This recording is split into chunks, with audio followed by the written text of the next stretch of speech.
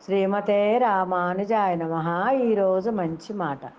తక్కువ పని చేసి ఎక్కువ ఫలితం కోరటం అత్యాశ అవుతుంది. ఎక్కువ పని చేసి తక్కువ ఆశించడం ఆత్మవంచన అవుతుంది. పని చేశాక వచ్చే పూర్తి ఫలాన్ని తిరస్కరించడం అహంభావం అవుతుంది. కాబట్టి ఎంత పని చేశామో అంతే ఆశించడం అలవాటు చేసుకున్న రోజు ఆనందంగా బ్రతకగలము. ఎంతమంది హృదయాలను గెలుచుకోవాలి అనే ఆలోచన కంటే ఎవరి హృదయాన్ని గాయపరచకూడదు అని ఆలోచిస్తే చాలు. మనకంటే మంచివారెవరు ఉండరు. అబద్ధాలతో బ్రతకటం ఆ క్షణానికి బాగుంటుందేమో కానీ ఏదో ఒకరోజు నవ్వుల పాలు చేస్తుంది. నిజం వల్ల ఆ క్షణానికి బాధపడినా జీవితాంతం తలెత్తుకొని బ్రతికేలా చేస్తుంది.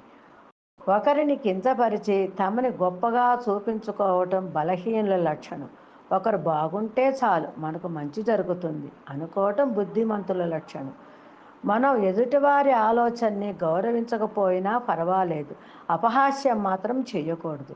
ప్రతి ఒక్కరిలో ఏదో ఒక గొప్పతనం ఉంటుంది. మనకు దాన్ని చూసే గుణం ఉండాలి.